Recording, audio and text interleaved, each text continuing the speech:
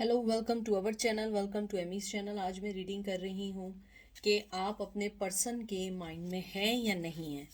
यानी कि चाहे आप किसी लड़के का पूछ रहे हैं, लड़की का पूछ रहे हो, जिसका भी पूछ रहे हो। सेम जेंडर भी हो सकता है, male to male, female to female, और ऑपोजिट भी हो सकता है। जो चीज़ रेजोनेट करे सिर्फ वही लीजिएगा, ठीक है। मैं मर्मेड टैरो लीजा रॉबर्टसन के कार्ड यूज़ कर रही हूँ और ये जनरल रीडिंग है, पिका कार्ड नहीं है। उसके बाद मैं मोनोलॉजी ऑरिकल कार्ड से एंजल के मैसेजेस निकालूंगी, ठीक है।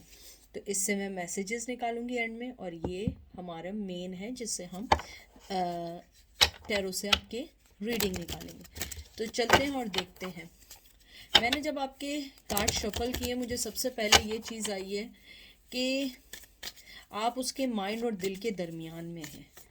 कभी वो दिल से सोचते हैं, चाहे वो मेल हो या फीमेल हो, कभी वो दिमाग से सोचते हैं, कभी वो कुछ सोचते हैं। मुझे लगता है कि आप उनकी ज़िंदगी का एक वो हिस्सा हैं, वो पहलू हैं जिसके साथ भी नहीं रह सकते, जिसके बगैर भी नहीं रह सकते। मुझे लगता है कि वो अपने माइंड में और दिल में उनकी हमेशा से ये रहा है कि वो अपने दिल की सुने, लेकिन दिमाग उन्हें कहता है नहीं। अपने मेंटली लेवल को कंट्रोल करते हुए, मेंटल लेवल को कंट्रोल करते हुए सिर्फ वो करना है जो राइट चीज़ है। हो सकता है राइट चीज़ में अपने आप को देखना, अपनी फैमिली को देखना, या उनसे जुड़ी किसी फैमिली को देखना है, या अपने पेरेंट्स की बात मानना है, जो भी हो सकता है। अ, अभी तो मुझे यही मैसेज है। अब हम कार्ड्स निकालते हैं और फिर देखते हैं। सबसे पहला जो आपका कार्ड आया है वो आया है knight of one, Aries Leo Sag, magician, Gemini Libra Aquarius, Knight of Pentacle, Taurus Virgo Capricorn। फिर आया है सन, एरीज लियो सैज एंड पेज ऑफ सोर्ड। आपने एक चीज़ देखी कि पेज के सारे साइन है, page of wands, page of pentacle, page of swords. मुझे लगता है कि आपके पर्सन के दिल में जो भी कुछ चल रहा हो, दिमाग कहता है कि आपको ऑफ़र देनी चाहिए, आपको ऑफ़र देनी चाहिए, आपको अपनी ज़िंदगी में रखना चाहिए, और किस तरीके से इस रिश्ते को लेके चलना है वो ये सोचते हैं। उनके पास क्लियर कट है। वो आपको शायद सोशल मीडिया पे स्टॉक कर रहे हो या आपको कहीं भी स्टॉक कर रहे हैं, उनका माइंड बिल्कुल क्लियर है इस सेंस में कि आप उनकी लाइफ का एक बहुत इम्पॉर्टेंट हिस्सा है। मैंने आपको शुरू में ही बात की थी, वो ये सोचते हैं ना आपके बगैर रह सकते हैं, ना आपके साथ रह सकते हैं। जैसे पेज ऑफ सोर्ड्स आया, ये एक बहुत डीप अंडरस्टैंडिंग का कार्ड भी है। वैसे तो ये बहुत यंग एनर्जी है। बाज़ लोग इसे ये भी कहते हैं कि वो आपको स्टॉक कर रहे हैं, देख रहे हैं, वो भी हो सकता है, लेकिन मुझे ज़्यादा लगता है कि वो आपको एक बहुत डीप रिलेशन में देखते हैं अपने साथ। मुझे लगता है कि उनकी थॉट्स और उनके आइडियाज़ जो हैं वो हमेशा आपके फेवर में होते हैं, लेकिन कभी कभी उनके माइंड में ये बात आती है कि नहीं, मुझे ये नहीं करना है, मुझे वो सब करना है जो एक राइट चीज़ करनी चाहिए। मुझे लगता है कि आपका पर्सन भी उसी दुख से गुज़र रहा है जिस दुख से आप गुज़र रहे हैं। मुझे लग रहा है आपने बहुत इनफ टाइम दिया है, बहुत टाइम दिया है इस रिश्ते को, लेकिन ये रिश्ता किसी भी सूरत आगे नहीं बढ़ा। और ये बात आपके पर्सन को बहुत बहुत अच्छे से अंदाज़ा है। ये नहीं समझे कि सिर्फ आपको अंदाज़ा, उसे भी अंदाज़ा है। फिर उसके बाद आपका सन का कार्ड आया है। मुझे लगता है कि आपकी एनर्जी उनको ज़िंदगी देती है। चाहे आप मेंटली लेवल पे सोच रहे हैं या फिज़िकली तौर पे, इमोशनली तौर पे, मुझे लगता है आपकी प्रेजेंस, आपकी एनर्जी जो है उनको ज़िंदा रखती है। आपकी अबंडेंस, आपकी परफेक्शन, आपकी creation, what ever you name it. मुझे लगता है आपकी रिलेशनशिप जैसा उन्हें कोई रिलेशन नहीं दे सकता है। उन्हें लगता है कि ये रिश्ता बहुत स्लो चला, बहुत सारे हमने कठिनाइयाँ देखी, बहुत सारी डिसअपॉइंटमेंट हुई है लाइफ में, लेकिन फिर भी वो ये कहते हैं कि नहीं, कुछ भी है, लेकिन ये मेरे लिए बहुत अच्छा रिश्ता है। जैसे आपका ये आया है ये कार्ड जो आया है, आई एम सॉरी, मैं इसको एक दफ़ा देख लूँ। Night of pentacle. Night of pentacle जो है एक तरीके से एक ऑफर देने का कार्ड के अलावा एक रिएक्शन का कार्ड है। एक्शन ओरिएंटेड कार्ड है। मुझे लगता है वो जिस हिसाब से अपने माइंड में सोच रहे हैं, मुझे लगता है उन्हें स्टेप लेने में टाइम लगेगा, बहुत टाइम लगेगा। अगर आप देखें यहाँ भी टर्टल है और ये भी एक पेंटिकल की एनर्जी है, और पेंटिकल जो है वो हमेशा ऐसे नहीं होते हैं कि वो हमेशा कोई एकदम से स्टेप ले लें। मुझे लगता है उन्हें टाइम लगेगा स्टेप लेने में। उसके अलावा नाइट ऑफ पेंटिकल जो है, मुझे लगता है कि आपके साथ की जो अटैचमेंट है, आपके साथ की जो गिविंगनेस है, आपके साथ की जो, उनको लगता है कि आपके साथ रहते हुए वो बहुत सारी प्रॉब्लम्स को सॉल्व कर लेते हैं। उनके माइंड में ऐसा लगता है कि वो ये चाहते हैं कि मुझे अब इन सब चीज़ों को फोकस करना है कि मुझे अपनी ज़िंदगी में चाहिए क्या।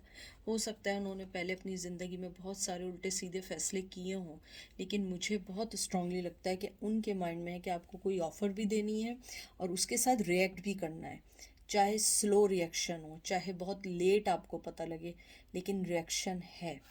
उसके अलावा मुझे लगता है कि आपके पर्सन मैजिशियन का जो कार्ड आया है, मुझे लगता है कि एक्चुअली वो एक ऑनेस्ट पर्सन तो है, लेकिन उसके साथ प्रॉब्लम है उसके माइंड चेंज होना। और शाहिद कह रही हूँ, क्या पता उनका नाम शाहिद हो। शायद यही एक मेन इम्पॉर्टेंट रीज़न है कि आपका रिश्ता बन नहीं पाया। मुझे लगता है कि आपने अपनी ज़िंदगी में डिसीजन लिए, आपने आगे बढ़ने का सोचा, आपने सोचा कि हम लोग अपनी ज़िंदगी में आगे बढ़ेंगे, लेकिन एंड मोमेंट पे आपके पर्सन ने आपको छोड़ दिया। मुझे लगता है कि उसका जो मिजाज है ना चेंज होने का, शायद ये आपको हमेशा से बॉदर करता रहा है, क्योंकि आपको ये लगता है कि ये कभी भी मुझे ना कोई मुझे कमिटमेंट नहीं देंगे, कोई मुझे ऑफ़र नहीं करेंगे, क्योंकि वो पर्सन के साथ मेन इम्पॉर्टेंट जो प्रॉब्लम है, कमिटमेंट को पूरा ना करना। वो कभी भी जो वादा करता है तो वो वैसे ही कोई वादा पूरा नहीं करता, लेकिन अगर वो कमिटमेंट कर दे उसको बिल्कुल भी नहीं करता। यानी वो सलमान खान नहीं है।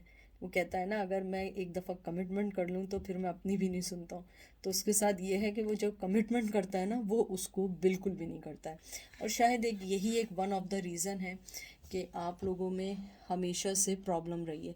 और फिर वही बात आके टिकती है कि उनके माइंड में आप हैं, आपको ऑफ़र भी देना चाहते हैं, आपके लिए पैशन भी है, आपके लिए क्लियर कट उनकी ज़िंदगी में एक चीज़ है कि हाँ मुझे चाहिए, लेकिन उसके साथ जो बिगेस्ट प्रॉब्लम है वो उस पर रिएक्ट नहीं करता। नाइट ऑफ वंस, ये एक तरीके से मुझे लगता है कि वो अपने पैशन को कन्वे करना चाहते हैं। और सबसे बड़ी चीज़ ये है, मुझे लगता है कि शायद वो कहीं ना कहीं पहचान गए हैं कि आप उनकी ज़िंदगी का बहुत इम्पॉर्टेंट हिस्सा हैं, और आप उनकी ज़िंदगी का वो पैशन है जिसको वो भूल नहीं सकते।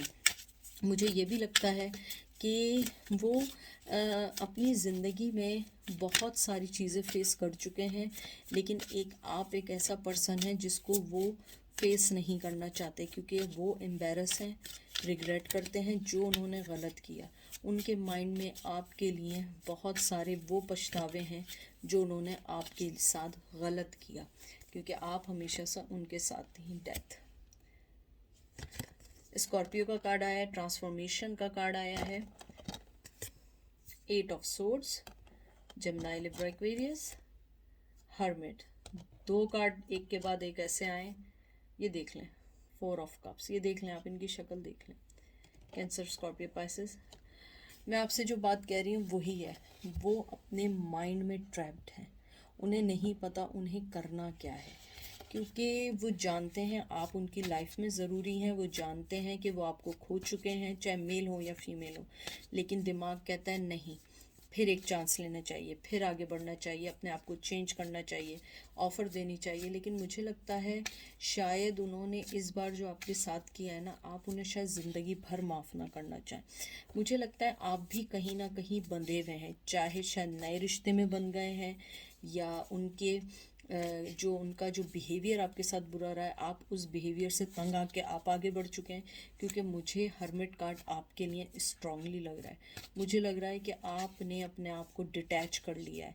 आपको भी इस मोहब्बत का, इस लॉस का आपको भी एहसास है, लेकिन उनको भी एहसास है। वो अब सोचते हैं कि काश मैंने कुछ अलग किया होता, काश मैंने ये किया होता। और मुझे ये भी लगता है कि आपकी ज़िंदगी में बहुत सारे आपने ऐसे भी फैसले किए, जिसके लिए डिसीजंस लिए जो आपके लिए बहुत बहुत लाइफ में इम्पॉर्टेंट थे, लेकिन आपने उस पर्सन को, चाहे मेल हो या फीमेल हो, सोच के अपनी ज़िंदगी में वो सारे फैसले किए थे जो आप दोनों के लिए सही हो। मैं यानी कि मुझे कंफर्म नहीं है, मुझे ऐसा लगता है कि कुछ लोगों को out of country, out of city jobs की ऑफ़र आई थी, आपने मना कर दिया। आपको कोई बहुत अच्छा रिश्ता आया था जो आपके लिए बहुत, आपका कंपैरेटिवली था, या वो आउट ऑफ कंट्री से था, आपने उससे मना कर दिया। आपने अपनी ज़िंदगी में बहुत सारे ऐसे डिसीजन लिए, यानी ये मैं सबके लिए नहीं कह रही हूँ, आप ये नहीं कहेगा नहीं हमारे साथ दीदी ऐसा नहीं हुआ, बिल्कुल गलत है। मैं यहाँ जर्नल बात कर रही हूँ कि आपने अपनी ज़िंदगी में वो सारे फैसले लिए जो आप दोनों के लिए सही थे, लेकिन आपके पर्सन ने वो फैसला लिया जो उसके लिए सही था। जिस तरह आपको इस मोहब्बत का खोने का एहसास है, ये देख लें, उसको भी है, देख रहे हैं आप गए हैं और वो भी यही सोच रहा है कि मैंने क्या खो दिया। 8 of Cups, Cancer, Scorpio, Pisces, 2 of Wands, Aries, Leo, Sag, king of pentacle, Taurus, Virgo, Capricorn, and 4 of Pentacle, Taurus, Virgo, Capricorn. मुझे बहुत स्ट्रांगली फीलिंग्स हैं कि उन्हें आपको खोने का गम है, बहुत स्ट्रांगली। मुझे लगता है वो आज भी ये सोचते हैं कि शायद मुझे ऊपर वाला एक चांस दे तो मैं आऊँ, या ऊपर वाला मेरे साथ ऐसा करे तो मैं कुछ चेंज करूँ, ऊपर वाला ये करे तो मैं ये करूँ। मुझे लगता है आपका पर्सन जो है बहुत स्ट्रॉन्ग माइंडेड है, बहुत स्टबन है। उसके अलावा मुझे ये भी लगता है वो अपनी फीलिंग्स किसी को नहीं बताता। वो कुछ भी हो जाएगा नहीं बताएगा, चाहे वो कट जाएगा, यानी कहते हैं ना अपनी आखिरी सांस तक नहीं बताएगा, क्योंकि वो पर्सन अपने आप को कमज़ोर नहीं बताना चाहता, चाहे मेल हो या फीमेल हो। शायद हो सकता है आप अपनी फीलिंग बड़े अच्छे से रिवील करते हो, लेकिन मुझे लगता है वो रिवील नहीं करते। वो हमेशा वो चीज़ बताते हैं जिसमें वो हमेशा अपने आप को स्ट्रॉन्ग देखें। लेकिन मुझे लगता है कि आपका पर्सन आपके लिए ऑब्सेस्ड है, आपको चाहता है। हो सकता है कि वो किसी शादी में हो सकता है कहीं भी हो, लेकिन उसका माइंड सिर्फ आपकी तरफ है, लेकिन वो अपने माइंड को बहुत हद तक कंट्रोल करना चाहता है। वो आपके बारे में सोचना नहीं चाहता है, वो चाहता है कि वो आपके बारे में कुछ ना सोचे, लेकिन ऐसा नहीं हो पाता है। मैं आखिरी बार और शफल कर लूँ, क्योंकि मुझे ऑर्डर्स आए हैं कि इसको शफल करना है, और मैं 2 कार्ड और निकालूंगी, ठीक है। लेकिन मुझे सिर्फ ये कहना है कि आपका पर्सन आपको अभी फ़िलहाल कुछ नहीं कहेगा, राइट टाइम का वेट कर रहा है। जो उसके माइंड में है वो आपसे शेयर करेगा, अपने पैशन को शेयर करेगा, लेकिन राइट टाइम पे। आपका कार्ड आया है, देख लें, 5 of Wands, एरीज, लियो, सैज, एम्परर। ये देख लीजिए,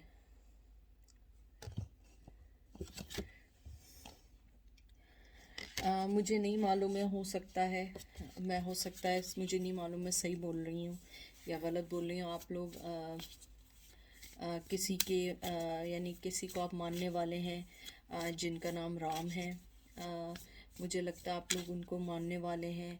आप लोगों के लिए स्पेशल मैसेज है कि आप जिसको भी मानते हैं, यानी कि उनके लिए स्पेसिफिकली है जो राम या सीता, ये 2 नाम मुझे जो आ रहे हैं, अगर आप इनको मानते हैं, उनके को मानते हैं, या आप उनकी पूजा करते हैं, या जो भी आप करते हो, मुझे क्योंकि नहीं मालूम है इसलिए मैं कोई चीज़ नहीं बोल सकती हूँ।